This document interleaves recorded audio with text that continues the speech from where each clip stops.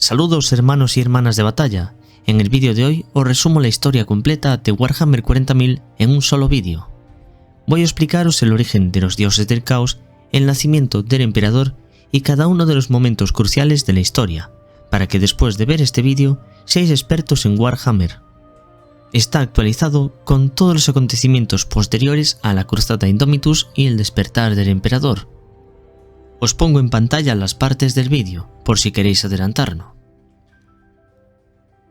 El conocimiento de las largas eras de la historia humana ha sido envuelta en sombras, enterrada bajo los eones o simplemente perdida en la extensión del tiempo. Algunos historiadores continúan buscando el conocimiento, pero su trabajo puede compararse con sostener una vela para iluminar un abismo oscuro. La colección más grande y completa de tales registros existe debajo de la superficie de Terra, donde los colosales pasillos subterráneos se pierden de vista. De aquí es de donde he extraído toda la información que vais a ver en este vídeo. Empezaremos con la historia remontándonos al nacimiento de los dioses estelares hace 13.000 millones de años. El nacimiento de las entidades, conocidas como los dioses estelares, tuvo lugar en el mismo momento de la creación del universo, formándose a partir de las vastas energías desatadas por el Big Bang. Tiempo después, estas entidades serían conocidas como los Zetán. Hace 80 millones de años aparecieron los primeros seres inteligentes de la galaxia. Estos eran los ancestrales, quienes fueron responsables de la creación o al menos el progreso genético de la mayoría de las especies inteligentes que están actualmente vivas en la galaxia. El primer gran conflicto a escala galáctica tuvo lugar hace 65 millones de años, cuando los ancestrales eran los amos del 98% de la galaxia, y los Necrontyr alcanzaron la inteligencia como especie. Durante esta guerra, los Zetán y los Necrontyr forjaron una alianza para luchar contra los ancestrales. Es así como los Necrontyr perdieron su alma y empezaron a ser conocidos como los Necrones. Los ancestrales, empujados por la desesperación, usaron sus grandes habilidades científicas para crear seres inteligentes con una conexión más fuerte con la disformidad, y estos eran capaces de emplear los poderes psíquicos para defenderse a sí mismos como a sus creadores. Entre estas nuevas especies se cree que estaban los primeros Eldar, los Krorks, de quienes descienden los orcos, los Rashan y los Nib. El creciente sufrimiento y los defectos psíquicos colectivos de las razas jóvenes agitaron las energías de la disformidad, y la guerra, el dolor y la destrucción se reflejaron en las profundidades sin fondo del mar de las almas. Es entonces cuando se empieza a conformar los primeros dioses nacidos de la disformidad. Los dioses de los Eldar como Kaine, Isha o Asuryan fueron los primeros. La aparición de criaturas de la disformidad fue el punto final para los ancestrales, quienes antes de desaparecer sellaron parcialmente la dimensión de la telaraña para evitar que la corrupción se extendiese por la galaxia. Ahora que los Necrones se habían librado de los ancestrales, se enfocaron en vengarse de los Zetán por haber consumido sus almas. Los Necrones vencieron, aunque el coste de la guerra los había dejado tan debilitados que Zarek, el rey silente, transmitió a su pueblo la orden de dormir durante 60 millones de años. Millones de años transcurren ahora en la historia, mientras los Eldar son la raza que domina la galaxia. Crean un enorme imperio galáctico que prospera y extiende su influencia por la galaxia. Sin embargo, al igual que siempre ocurre, cuanto más alto se llega, más dura será la caída.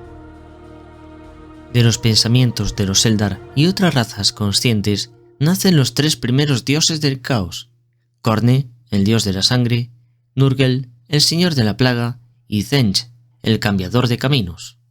Aunque más que su nacimiento como entidades, es el nacimiento de sus reinos del caos propiamente, puesto que ya han existido desde la primera vez que un ser consciente sintió miedo de morir, saboreó el ansia de combatir o deseó cambiar su vida por algo mejor o por una existencia placentera.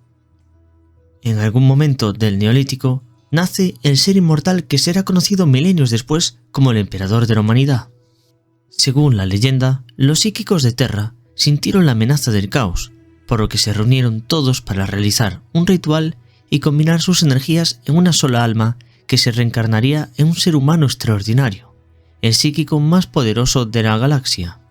A partir de aquí es el punto de arranque del calendario imperial y el periodo de la historia humana conocido por los estudiosos imperiales como la Era de Terra o por nosotros como el principio de toda la historia. Edad de Terra, milenios 1 al milenio 15. Poco se sabe de este periodo, salvo que durante este tiempo la humanidad hizo sus primeras incursiones desde Terra al espacio. En el primer milenio, el Zetán conocido como el dragón se refugia en Terra.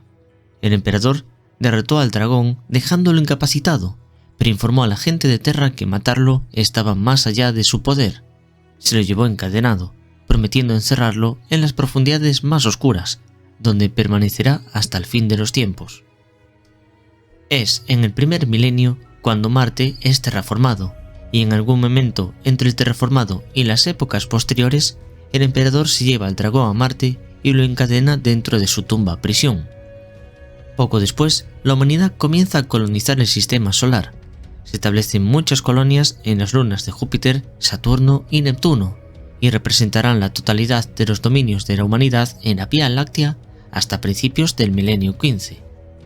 La presencia del dragón durmiente, mediante sus sueños, inspira a los habitantes de Marte para que desarrollen las ciencias y la tecnología. Surgen así las primeras máquinas avanzadas y fundan la organización del Mechanicum. Todo ello planeado por el emperador desde el día en que derrotó al dragón en Terra. En el cuarto milenio se descubre la disformidad, pero no se sabe utilizar. La disformidad es una dimensión alternativa conformada por energía pura, con sus propias leyes físicas, que se utiliza para los viajes interestelares, ya que permite violar las leyes del tiempo y del espacio. El milenio 5 vio cómo se producía la mayor parte de la expansión interestelar a velocidades más lentas que en la luz de la humanidad, y también el establecimiento de las primeras colonias fuera del sistema solar. Fue durante este milenio cuando se llevó a cabo la colonización y posterior terraformación por parte de los primeros colonos extrasolares humanos del sistema Alpha Centauri, el más cercano de Terra. Sin embargo, dichas tempranas colonias interestelares no establecerían el contacto con Terra hasta pasados varios milenios. Los primeros encuentros con xenos alienígenas no se han detallado con claridad, pero los fragmentos de la historia sugieren que hubo acuerdos, aunque también desacuerdos, y varias guerras con estas razas, especialmente contra los beligerantes orcos. Edad de la tecnología, milenio 15 al milenio 25. Esta era se conoce como la Edad Oscura de la tecnología con tanta frecuencia que su título original puede parecer incompleto. Existen pocos registros fiables que se remonten a esta época, e incluso estos parecen contradecirse con regularidad. Lo que sí se sabe es que aproximadamente en el milenio 18 la humanidad descubrió cómo entrar en la disformidad. Poco después, la humanidad se embarcó en el descubrimiento, desarrollo y cultivo del gen navegador humano, una mutación controlada que permitía a los pilotos humanos realizar saltos disformes más largos de lo que parecía posible. Las familias de navegantes, inicialmente controladas por cárteles industriales y comerciales, se habían convertido en fuerzas individuales por derecho propio en el milenio 19. Para el milenio 20 la humanidad había proliferado y se había asentado en muchos de los innumerables sistemas estelares. Fue una edad de oro para los logros científicos. La tecnología proporcionaba todas las respuestas necesarias. Las máquinas pensantes ayudaron a la producción civil y militar, permitiendo realizar enormes trabajos a un ritmo frenético.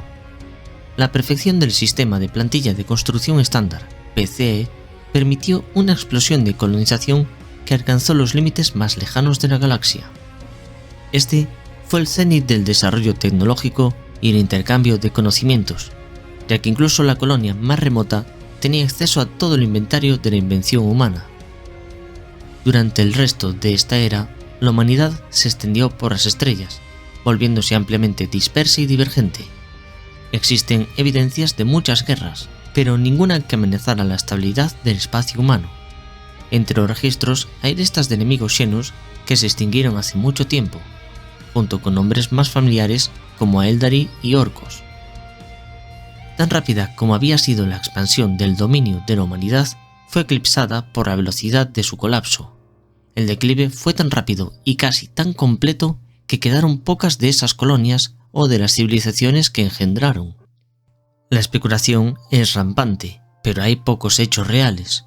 Lo que sí se sabe es que los psíquicos humanos fueron mencionados por primera vez hacia finales del milenio 22, haciendo una aparición repentina en casi todos los mundos humanos en un lapso de tiempo relativamente corto. A finales del milenio 23 había una anarquía generalizada, descripciones de lo que debían ser posesiones demoníacas y una gran turbulencia en la disformidad. Algunos registros también citan la traición de las máquinas y una gran guerra contra los ejércitos robóticos. Ese momento de la historia también está marcado por el cenit de la raza Eldar. Durante toda su historia, las civilizaciones menores de la galaxia no representaron una amenaza para esta civilización de los Xenos. De esta forma, muchos Eldar se dedicaron a la búsqueda del hedonismo y a crecer en estatus y poder dentro del Imperio Eldar. Incluso algunos Eldar se asentaron definitivamente dentro de la dimensión de la telaraña y comenzaron ahí una vida independiente a sus hermanos, una vida dedicada a los placeres y los abismos de su decadencia. Esta decadencia como raza alimentaría el nacimiento de un nuevo dios del caos conocido como el príncipe del placer, Slaanesh. La enorme ola de energía psíquica desprendida del nacimiento de Slaanesh rompió la barrera entre la realidad y la disformidad, sumergiendo la civilización de los Eldar en lo que hoy en día conocemos como el Ojo del Terror. Pocos Eldar consiguieron escapar de la caída de su raza, y los que lo hicieron viven a día de hoy como nómadas en los mundos astronave. Debido a las grandes tormentas disformes que anunciarían el violento nacimiento del dios del caos Slaanesh y la caída de los Eldar, los viajes por la disformidad se volvieron cada vez más difíciles y finalmente imposibles. Esto provocó que la antaño unida Federación Interestelar Humana se dividiera en sistemas estelares completamente aislados. En este relativo aislamiento, los subhumanos, nuevas especies mutantes humanas como los ogretes, los Ralling y las ligas de Votan, se adaptaron a sus hábitats y se desarrollaron en algunos planetas de la galaxia. Ya sean fácticas o alegóricas, las historias no dejan dudas sobre un punto: la edad de oro de la humanidad había llegado a un final espectacularmente rápido y brutal.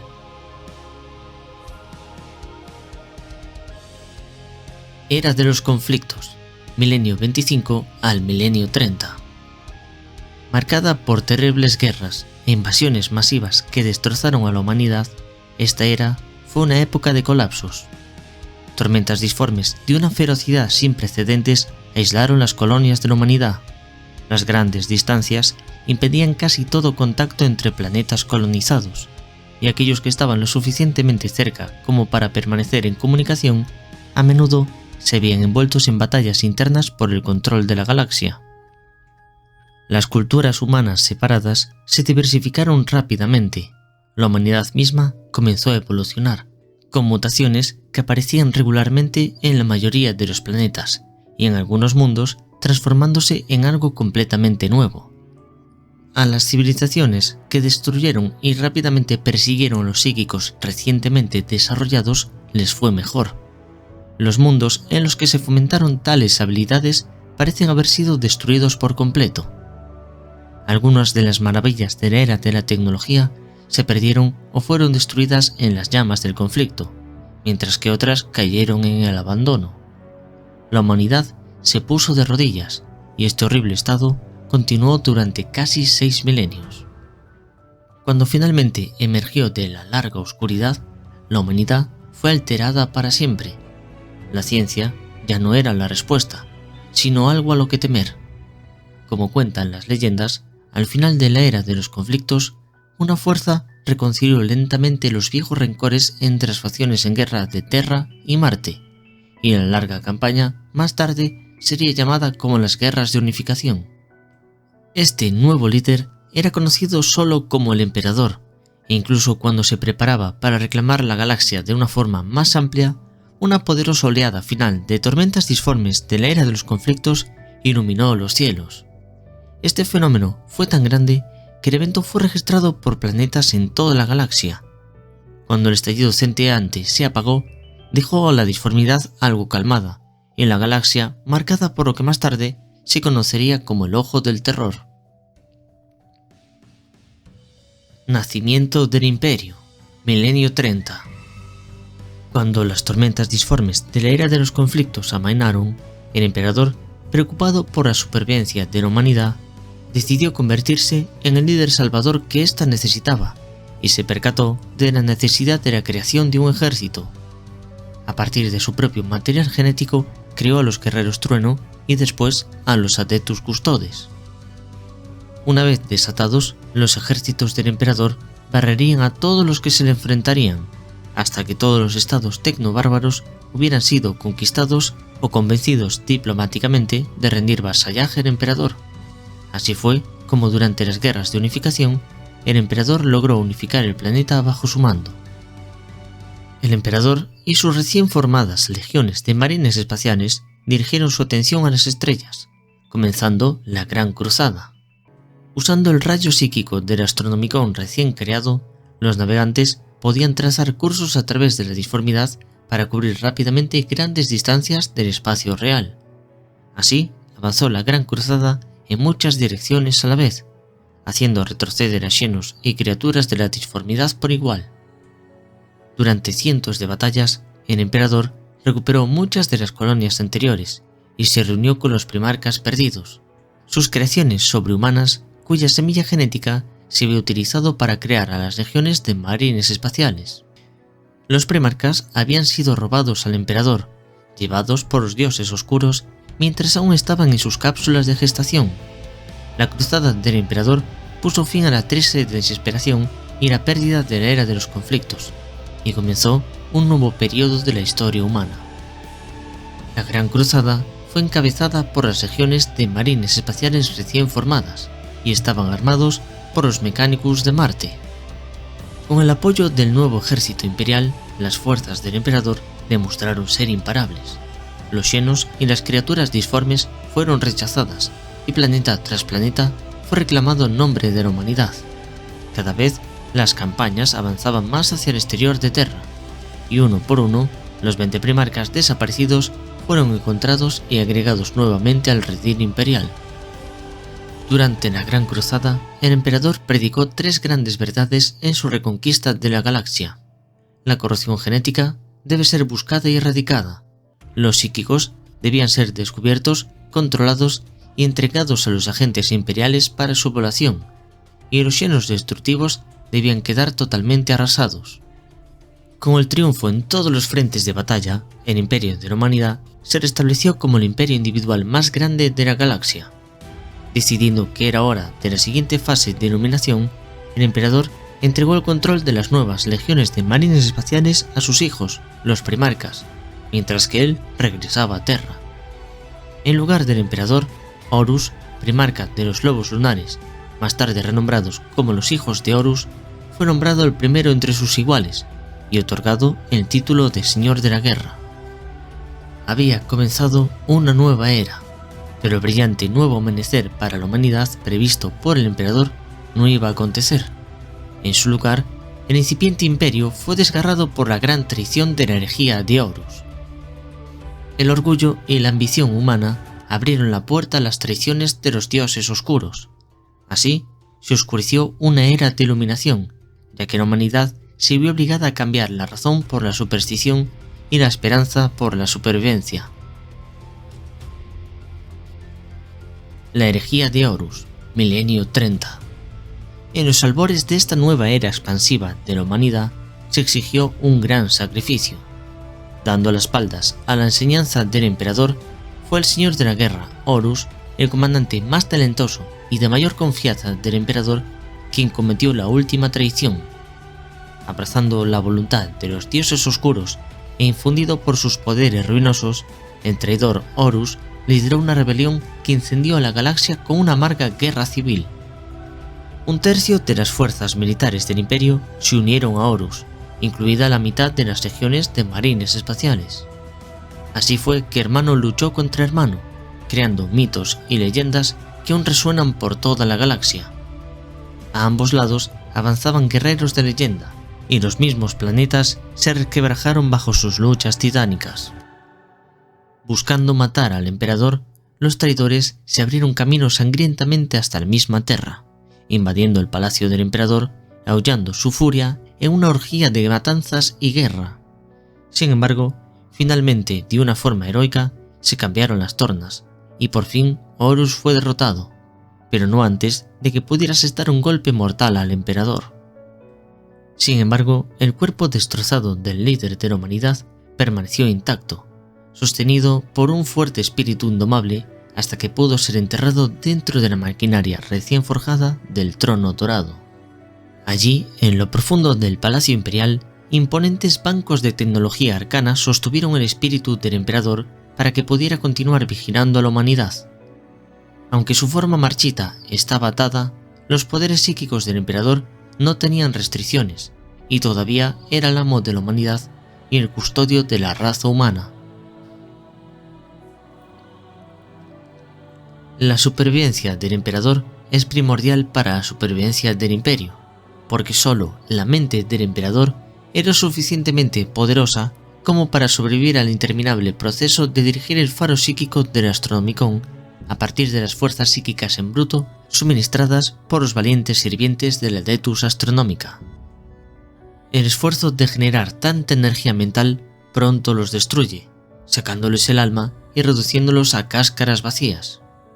Muchos mueren todos los días, pero no son los únicos psíquicos que hacen este sacrificio.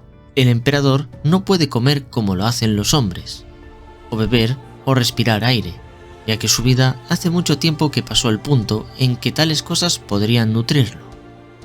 El único sustento viable para el emperador es la fuerza vital humana, las almas, y tiene un apetito insaciable.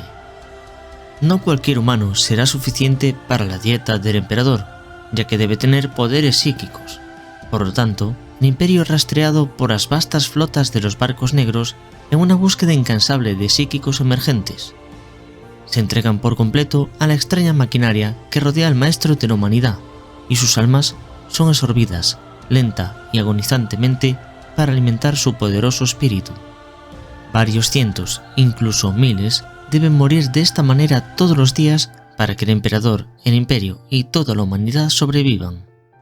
El sueño del emperador de una era de iluminación, una época en la que la humanidad se liberara de la superstición y la ignorancia, se convirtió en algo muy diferente. Su imperium ha perdurado, pero solo en virtud de un gobierno opresivo y necesariamente duro llevado a cabo en su nombre. Se convirtió en una era de tiranos y de sinrazón, una era de estancamiento e intolerancia.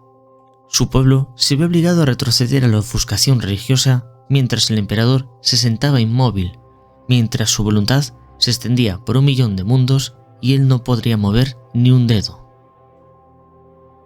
La larga guerra del caos, Milenios 31 hasta la actualidad.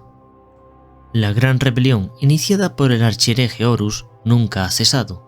Cada año, década y siglo desde la herejía de Horus, la larga guerra, el término utilizado por las legiones traidoras para reflejar su deseo de contemplar lo que comenzó el Señor de la Guerra, ha continuado en cada segmentum. Las legiones traidoras, junto con los cultos del caos y rebeliones que fomentan, han asaltado con rapacidad los mundos del emperador. 13 veces, Abaddon el Saqueador ha lanzado las Cruzadas Negras, invasiones masivas en las que los poderes del caos enemistados se unieron contra su enemigo común. Sin embargo, la larga guerra nunca se ha limitado a un solo combate abierto. Las plagas se propagan y se crean cultos encubiertos que se entrelazan en el tejido mismo de la burocracia que une al imperio. Edad del Imperio, Milenio 31 hasta la actualidad. Después de la herejía de Horus, la humanidad se volvió rígida dentro de las organizaciones e instituciones de la administración imperial. El emperador, habiendo llegado al final de su vida natural, existía solo por los medios artificiales del trono dorado y también por el continuo sacrificio humano. Los psíquicos continuaron emergiendo en cada vez números mayores y apenas fueron controlados mediante supresión y vigilancia constantes. Solo hay guerra y batalla constante, y la amenaza de la disformidad se cierne cada vez más fuerte.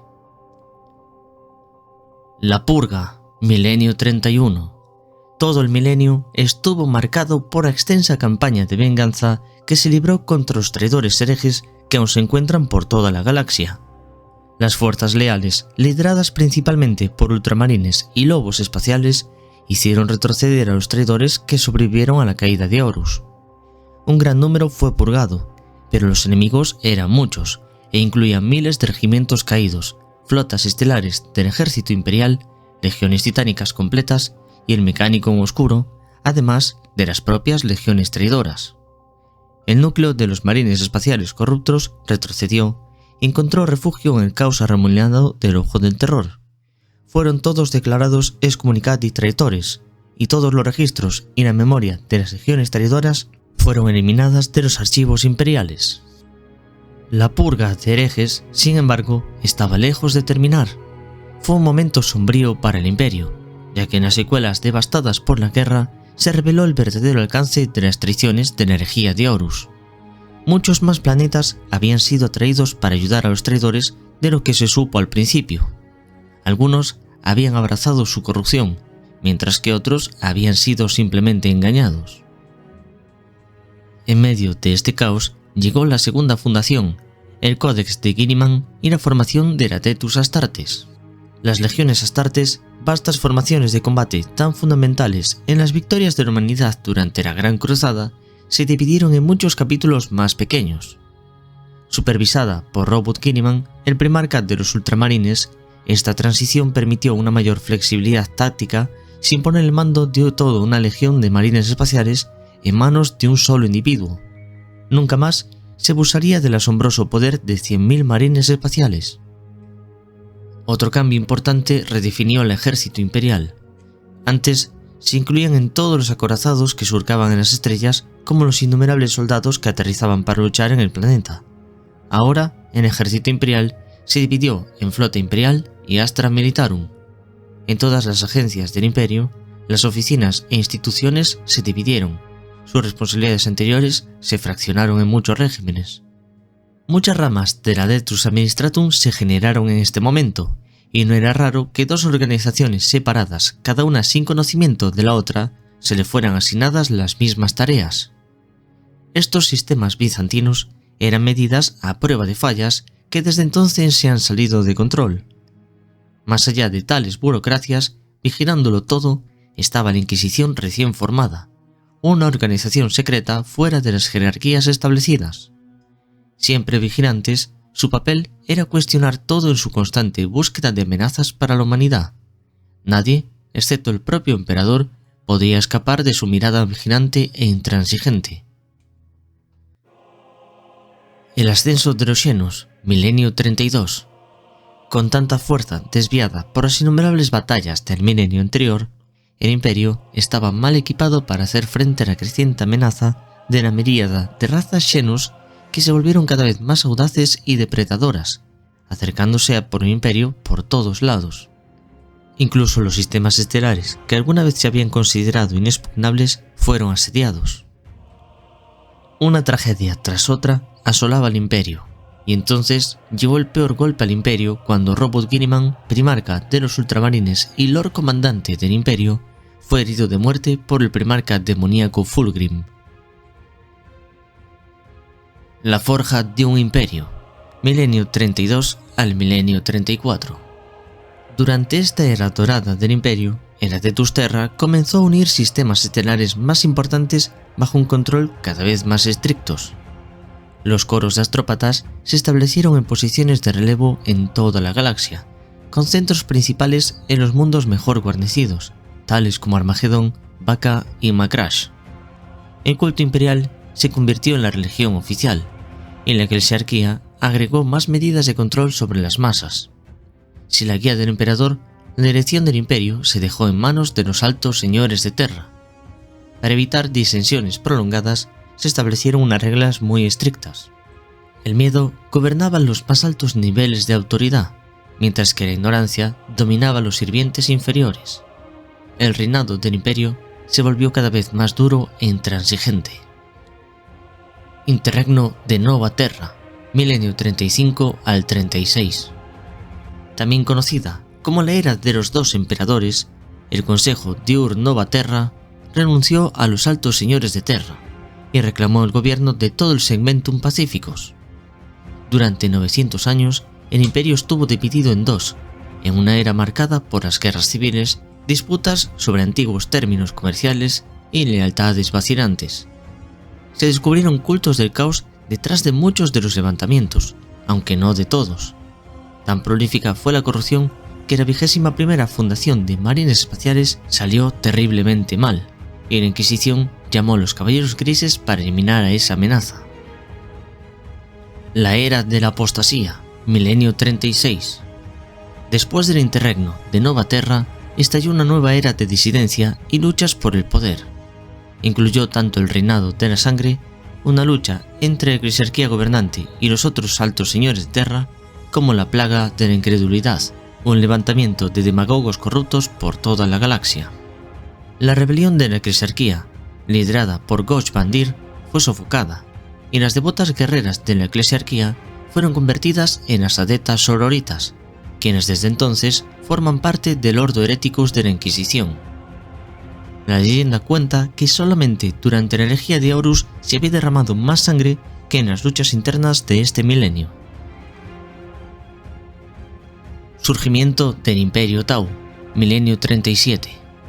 A finales del milenio 37, la raza humanoide de los Tau, ubicada en el árido mundo de Tau, en el Segmentum Ultima, se unió bajo la ideología del bien supremo y experimentaron un rápido desarrollo tecnológico y una gran expansión hacia el espacio interestelar, donde establecieron un nuevo imperio interestelar y establecieron muchos mundos más en las franjas orientales del imperio, cerca de ultramar.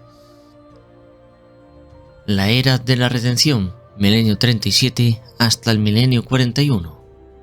Los pecados de la apostasía fueron purgados con sangre, incluida una matanza selectiva ordenada por los altos señores de Terra. El culto imperial se extendió como nunca antes, lo que llevó a la quema de herejes en cientos de miles de planetas. Se lanzaron incontables cruzadas de fe, agotando tanto a los regimientos de la Guardia Imperial como a los capítulos de marines espaciales.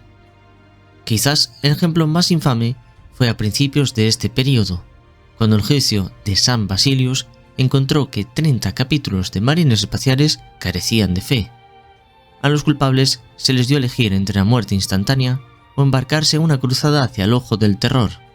Todos eligieron embarcarse en esa cruzada de expiación. Las conquistas macharianas, milenio 41. Muchos lexógrafos e historiadores imperiales consideran que esta fue la última de las cruzadas de venganza, así como el cenit de sus logros.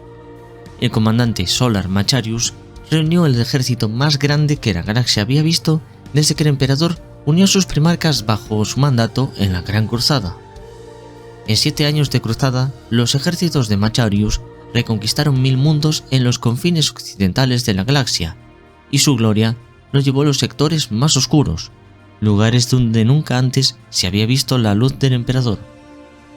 Tras la muerte de Macharius, todo el imperio lloró su pérdida. Poco después, los vastos territorios que habían conquistado cayeron en rivalidad y guerra.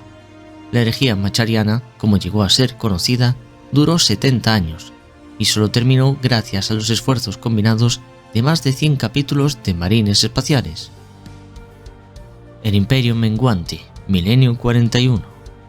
Con los ejércitos imperiales agotados por las cruzadas de venganza, muchos mundos periféricos cayeron ante invasiones orcas, insurgencias del caos u otras amenazas de Xenos. Para combatir la creciente anarquía, el Heredatus Terra impuso reglas cada vez más estrictas, repartiendo castigos cada vez también más severos. Los presagios de fatalidad eran incesantes e implacables. El Heredatus Propheticus predijo grandes ondas en la disformidad, como si fueran un oleaje en el agua perturbada por alguna amenaza colosal pero invisible. ¿Qué era esta amenaza? No se sabe, pero podrían ser los tiránidos, los necrones o alguna otra amenaza. Las guerras tiránidas, milenio 41. Los tiránidos entraron en la galaxia y comenzaron las guerras tiránidas. La flota enjambre Behemoth destruyó el planeta Tyran y el sistema Zandros antes de ser detenida a un gran costo en el reino de ultramar. Surgieron otras grandes flotas enjambre, incluida la flota enjambre Kraken, que devastó el mundo astronave de Yanden. El Imperio resistió los embates de la flota enjambre Behemoth gracias al valiente sacrificio de los ultramarines en su planeta natal, Macragge. Y desde entonces otros grandes sacrificios de los marines espaciales han sido de gran utilidad para resistir los ataques de los tiránidos, tales como podrían ser los ángeles sangrientos en su planeta Baal. La más importante de las guerras contra los tiránidos es probablemente la Guerra de Octarius, un conflicto de escalas gigantescas que amenaza con rodear a todo el Imperio. El Gran Despertar, Milenio 41. Los Necrones, que habían permanecido inactivos por mucho tiempo, finalmente despertaron de su gran sueño para comenzar su conquista galáctica una vez más. En muchos casos, sus mundos necrópolis habían sido repoblados por desprevenidos humanos del Imperio, lo que llevó a horribles escenas de devastación cuando los Necrones recién despertados purgaron esos planetas de las poblaciones humanas. La verdadera razón del despertar de los Necrones en el Milenio 41 aún se debate entre los magos del Adeptus Mechanicus. Lo que sí está claro es por algún motivo cada vez más mundos necrópolis se están despertando. La caída de Cadia. Cadia había sido durante varios milenios la puerta por la que el enemigo no podía pasar. Durante toda la era del Imperio, ese planeta fortaleza soportó la peor parte de innumerables ataques del caos cuando las fuerzas demoníacas intentaban llegar a Terra. Cadia y los mundos fortificados de su sistema fueron durante largos siglos un reducto que resistió todos los horrores que surgieron del Ojo del Terror. Durante la batalla final por Cadia, los héroes del Imperio, entre los que se incluían Santa Celestine y Belisarius Cawl, repelieron los ataques del caos. El asalto de Abaddon el Saqueador se descontroló, y este hizo destruir el planeta, lanzando contra su superficie una fortaleza de Blackstone.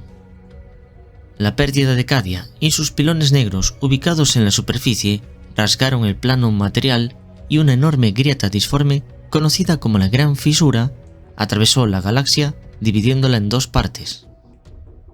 Cada reino y mundo tocado por la Cicatrix Maledictum fue asolada por inmensas tormentas demoníacas, tempestades aullantes que acarreaban miles de tipos de muerte en sus vientos atroces. Donde esos siniestros huracanes soplaban con más fuerza, los vástagos de los dioses oscuros saldrían del éter y traerían una nueva batalla a los defensores del reino de la humanidad. Fue un momento de cientos de batallas y miles de millones de incontables bajas. Los cielos de Belis Corona se encendieron con fuego cuando las flotas conquistadoras de las interminables armadas de Abaddon se enfrentaron con la armada imperial del Segmentum Oscurus, y una y otra vez mundos enteros cayeron bajo el asalto del caos. El Imperio se oscurece. Tal fue la agitación durante la creación de la Gran Fisura y el periodo posterior que no pudo haber relatos confiables. Cuando regresaron las comunicaciones de forma limitada, los Historitors y los cronotécnicos lucharon por comprender los informes entrantes. Con la afluencia de energías disformes, el tiempo pasó de manera extraña, acelerándose en algunos sectores y ralentizándose en otros. A medida que la reacción en cadena de la Gran Grieta abrió la galaxia, maremotos de energías antinaturales se derramaron hacia el exterior de forma esporádica. Las tormentas de disformidad lo barrieron todo. Ni siquiera los confines más lejanos de la galaxia se salvaron de su toque corruptor. Con una gran oleada, más de 1 millón de planetas del Imperio quedaron aislados de la luz del Emperador cuando se apagó el Astronomicon. Durante este periodo de oscuridad, todas las astrocomunicaciones de largo alcance resultaron imposibles. La disformidad estaba demasiado agitada para permitir el viaje, y las naves estelares en tránsito en ese momento fueron destruidas de manera horrible, o si no, sujetas a los peores golpes que sus tripulaciones jamás habían experimentado. La resurrección de Robot Guilliman. Los defensores imperiales, huyendo del asalto de las fuerzas del caos, se reunieron en Macragge, el hogar de los ultramarines y la tumba de Robot Guilliman. Mientras la Legión Negra asaltaba el planeta, los héroes del Imperio, con la ayuda de la Eldar y Braine, realizaron un milagro en el sepulcro del primarca caído. Robot Guilliman fue resucitado tras 10 milenios sumergido en éxtasis. Ahora, bajo el liderazgo del Hijo Vengador, las fuerzas del Imperio contraatacaron con furia, mientras viajaban a toda velocidad para que Robot Guilliman pudiera reunirse con el Emperador en Terra. Nadie sabe qué ocurrió en la reunión entre Guilliman y el Emperador, pero sí sabemos que cuando Guilliman salió de la sala del trono, portaba la espada del Emperador y un aura de grandeza angelical digna de un dios viviente. La defensa de Terra. Cuando las primeras tormentas disformes estallaron sobre la sagrada Terra, sus cielos llenos de contaminación se volvieron de un color carmesí turbulento. Khorne, sin hacer caso de los planes de sus hermanos y ansioso por demostrar su superioridad, envió 88 cohortes de sus legiones demoníacas para asaltar el palacio del emperador. El dios de la sangre quería la gloria de derribar el trono dorado y desplegó su hueste demoníaca directamente ante la puerta del león. Liderados por Robot Guilliman, el recién elegido Lord Comandante del Imperio, los Primaris, Adeptus Custodes y Hermanas del Silencio lucharon codo con codo. El asalto precipitado del caos fue revertido y roto mucho antes de que pudieran llegar a la puerta de la eternidad. Si bien el Imperio había infligido una gran cantidad de bajas al ejército de Khorne, la verdadera razón por la que éste se había retirado es que dentro de la disformidad, los dioses del caos estaban atacando el reino de Khorne. Una luz en la oscuridad. Una vez liberada Terra de las tormentas disformes, los rayos del Astronomicon se lanzaron hacia afuera desde la sagrada Terra. El rayo atravesó profundamente el torbellino que asfixiaba la galaxia, pero no pudo atravesar la gran fisura. En la mitad nororiental de la galaxia podían ver poco o nada de la luz guía del emperador. La Cicatrix Maledictum simplemente se tragaba la luz. Ahora que los mensajes podían enviarse una vez más a través de la disformidad, Terra recibió tal acumulación de gritos de terror que la mitad del núcleo astrópata, ya agotado, se volvió loco al instante. Los supervivientes se horrorizaron al descubrir cuántos planetas, incluso en este lado de terrestre de la Gran Grieta, no respondían. Un poco menos de la mitad de los 1000 capítulos de Marines Espaciales permanecían en paradero desconocido, y al menos una decena de capítulos de Marines Espaciales fueron reportados como destruidos durante la Noctis Aeterna y las amargas luchas que la siguieron. Algunos Marines Espaciales, como los cónsules blancos, escaparon de la destrucción de sus mundos fortaleza. Otros lucharon hasta convertirse en cenizas, como lo hicieron los Centinelas Celestiales cuando su mundo natal de Pranagar fue invadido nada menos que por Magnus el Rojo, primarca demoníaco de los 1000 hijos. La Cruzada Indomitus. Después de la defensa de Sagrada Terra, Robot Guilliman reunió una nueva armada. Junto con elementos de Adeptus Custodes, un pequeño contingente de las Hermanas del Silencio y una vasta hueste de guerra de los Primaris de muchos capítulos recién fundados, el primarca se lanzó a la reconquista de la galaxia. Así comenzó la Cruzada Indomitus cuando Guilliman viajó para ayudar a los planetas asediados, barriendo a los invasores para devolver la esperanza a los desesperados defensores. No pasó mucho tiempo antes de que se corriera la voz, ya que todos aquellos planetas que podían recibir mensajes astropáticos celebraban el regreso de uno de los semidioses del pasado que luchó por el imperio de la humanidad. La defensa de Armagedón. Durante gran parte del milenio, el planeta de Armagedón había sido un campo de batalla. Primero fueron invadidos por el caos, más tarde el escenario de guerra masiva entre las hordas de orcos de Ghazghkull Mag Uruk Traka y las fuerzas del imperio. Durante la Noctis Aeterna se cortaron los refuerzos de ambos bandos, y los que quedaron en Armagedón se vieron obligados a luchar no solo entre ellos, sino también contra las oleadas de demonios que se aproximaban. A veces los defensores estaban tan desesperados que orcos y humanos luchaban juntos contra la mayor amenaza. Para cuando el Astronomicon regresó y viajar a través del Immaterium azotado por la tormenta fue posible una vez más, la fuerza de socorro imperial llegó y encontró que el paisaje había cambiado mucho. La mitad del planeta se había deformado en lo que parecía un mundo demoníaco, un paisaje infernal fusionado sobre lo que una vez había sido un mundo colmena devastado por la guerra. Las fuerzas imperiales, con elementos de 9 capítulos de marines espaciales, liderados por los salamandras, lograron detener el ritual que había llevado a Angron y a su enorme legión de regreso a Armagedón para hacer la guerra una vez más. La devastación de Baal. Después de sacrificar los mundos del sistema escudo Cryptus para defenderse del primer avance de los Xenos, el propio planeta de Baal fue atacado inmensamente por la flota enjambre Leviatán. La flota tiránida era de tal masa que incluso después de sus grandes pérdidas borraba las estrellas de los cielos. El Lord Comandante Dante de los Ángeles Sangrientos reforzó las formidables defensas del mundo natal y también sus lunas como nunca antes.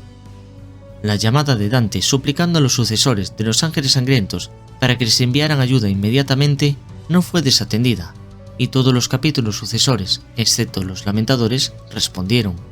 Avanzando constantemente, el enorme número de tiránidos despejó del sector de toda vida y después aterrizaron en Baal y sus lunas gemelas.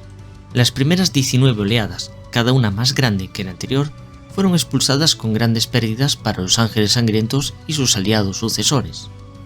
Con sus defensas en ruinas y las lunas despojadas y rotas, los marines espaciales restantes se retiraron a la fortaleza monasterio de los Ángeles Sangrientos, y allí se prepararon para una última resistencia cuando la siguiente ola descendiera. La fatalidad, al parecer, había llegado por fin a los hijos de Sanguinius. Fue entonces cuando la Gran Grieta abrió una enorme grieta en la galaxia, y las tormentas etéricas arrasaron el marchito sistema de Baal. Aunque no llegaron más olas de ataque de la flota Leviatán, ni un solo defensor imperial permaneció con vida en la última luna, Baal Prime. Incluso ahora, sin posibilidad alguna de victoria, el comandante Dante siguió liderando sus tropas, y cada retirada del combate parecía más desesperada que la anterior. Cuando se rompió el perímetro final, reaparecieron las estrellas, y mirando hacia el cielo, los tiránidos buscaron contacto con su flota colmena, pero ya no estaba. En su lugar se encontraba una flota imperial recién llegada. Como un ángel de venganza, llegó Robb Guilliman y su cruzada Indomitus. Después de muchas batallas enormes, Baal finalmente fue liberado de la amenaza tiránida. Se llevó a cabo una gran reconstrucción tanto del mundo como del capítulo, ya que los Ángeles Sangrientos y sus sucesores eran muy necesarios en otros lugares. Lo que pasó con la flota enjambre Leviatán es un misterio, aunque se encontró una pista en la ahora estéril luna de Baal Prime. Los cráneos de los Xenos estaban apilados hasta una altura imposible, formando el símbolo de 8 pilares de uno de los enemigos más terribles y antiguos de los Ángeles Sangrientos, el devorador de sangre Kavanda. La Guerra de la Plaga. Donde las semillas de la corrupción habían sido plantadas por la plaga que camina, se extendió una nueva y terrible contaminación. Los muertos enfermos se levantaron para reclamar a los vivos.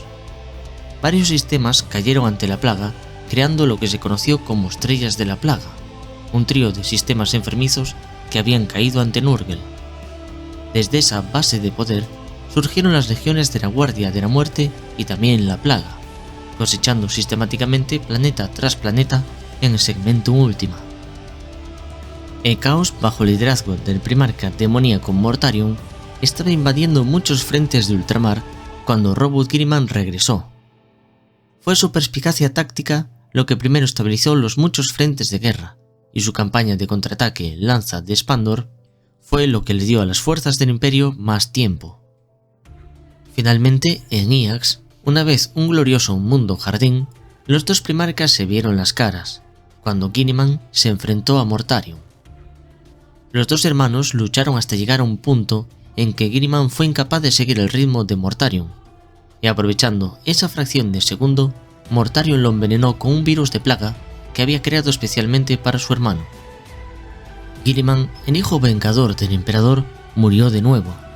La esperanza de la humanidad se desvanecería si el emperador no hacía nada, y por eso mismo desde Terra, el emperador lanzó un azote psíquico invadiendo el cuerpo de Guilliman para usarlo como un avatar. El golpe psíquico enviado por el emperador fue tan potente que Guilliman rasgó el velo de la realidad y expulsó la Guardia de la Muerte hacia el jardín de Nurgle. Pero no solo eso, en represalia a los millones de muertos, el emperador alzó su espada en llamas, quemando el jardín de Nurgle y a todas sus criaturas. Después, se volteó hacia Nurgle y le lanzó una amenaza. Si este volvía a inmiscuirse en sus asuntos, lo destruiría.